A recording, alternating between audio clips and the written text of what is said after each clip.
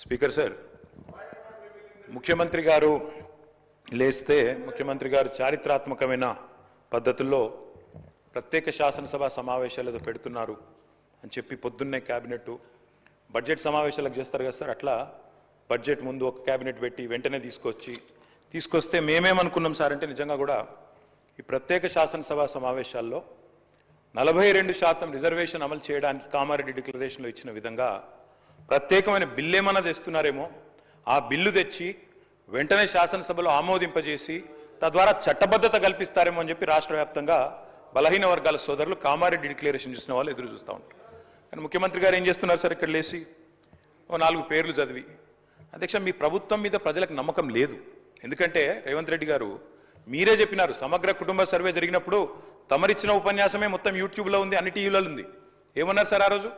ఆ ముఖ్యమంత్రి చెప్తాడు సరే, ఎవరు పడితే వాళ్ళు వచ్చి మీ ఇంటికి వచ్చి వివరాలు అడిగితే ఇచ్చేస్తారా, అవలగాలు దివానాగాలు ఇచ్చేస్తారా అని మాట్లాడింది రేవంత్ రెడ్డి గారు, మేం కాదు. మీరు చెప్పిన మాటలనే ఎన్యూమరేటర్లకు చూపెట్టి చెప్పినారు, మేము ఇయ్యము మీకు వివరాలు, 57 రకాల వివరాలు అడుగుతున్నారు, ఎట్లిస్తాము మీరే అన్నారు ఆనాడు. ఎవరు పడితే వాళ్ళకి ఇచ్చేస్తామా వివరాలు అని మాట్లాడింది, అదే చూపెట్టి అడిగింది. అధ్యక్ష వాస్తవం ఏంటంటే అధ్యక్ష, సమగ్ర కుటుంబ సర్వే 2014లో జరిగింది. శాంతికుమారి గారు ఉన్నారు, రామకృష్ణారావు గారు ఉన్నారు, సందీప్ కుమార్ సుల్తానియా గారు ఉన్నారు. అప్పుడు ఇదే అధికారుల అధ్యక్ష, అప్పుడెవరు వేరే లేరు. Samagra Kutumba survey, I'm saying this on record, I worked as a minister for 9.5 years.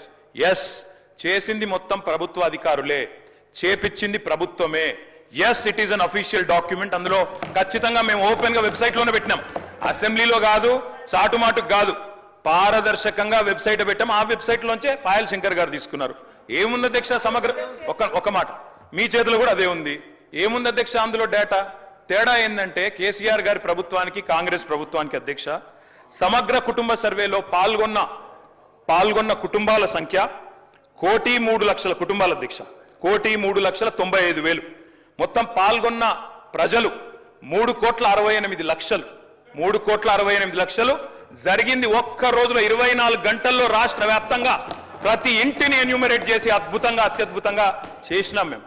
చేసిన తర్వాత ముఖ్యమంత్రి గారు నిజంగా ఎంత మిస్లీడింగ్ గా మాట్లాడుతున్నారంటే అధ్యక్ష, వారు అంటారు అధ్యక్ష ఇంతకు మించిన టాపిక్ లేదు అధ్యక్ష, వారు అడిగిన ప్రశ్నకు తప్పకుండా మా ప్రభుత్వం గతంలో చేసిన పని గురించి వారు అనుమానాలు తలెత్తే విధంగా ఏదైతే మాట్లాడినారో దాని గురించి చెప్పాలి అధ్యక్ష.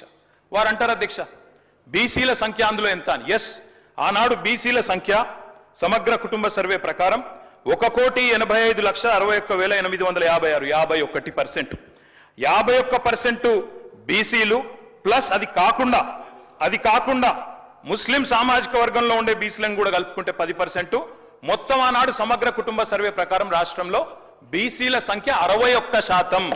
ఈ రోజు రాష్ట్ర వ్యాప్తంగా మేము మాట్లాడడం కాదు అధ్యక్ష, ఇక్కడ మా శ్రీనివాస్ యాదవ్ గారు కరెక్ట్ గా చెప్పినారు. మీ కాంగ్రెస్ పార్టీ ఎమ్మెల్సీ చెప్తున్నాడు బయట, దీన్ని తగలబెట్టండి, ఇంకా గలీజ్గా మాట్లాడి నా మాట అన్న, తగలబెట్టండి అన్నాడు. దీన్ని తగలబెట్టండి, ఈ నివేదికను తప్పుల తడక అని కాంగ్రెస్ పార్టీ ఎమ్మెల్సీ చెప్తున్నాడు, మేం కాదు.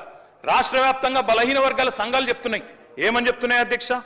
సమగ్ర కుటుంబ సర్వేలో 1,85,61,000 ఉన్న బీసీలు ఎట్లా 1,64,00,000 తగ్గినరు, 51% 46% ఎట్లయిందని అడుగుతున్నారు.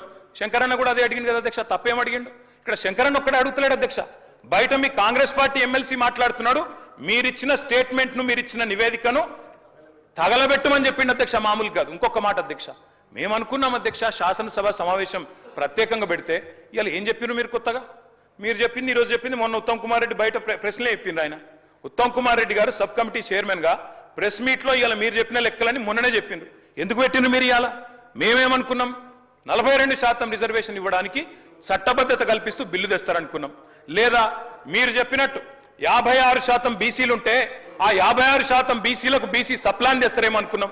ఏమీ లేకుండా ఇలా వచ్చి ఒక స్టేట్మెంట్ ఇక్కడ పెట్టి ఏదో సాధించిన చరిత్ర అంటే అధ్యక్ష 5% బీసీ జనాభా. అధ్యక్ష, గౌరవ సభ్యులు 9.5 ఏళ్ళు విన్నారే, ఒక్క నిమిషం. అరే వినగాదన్నా, వినగా చెప్పినా బ్రో,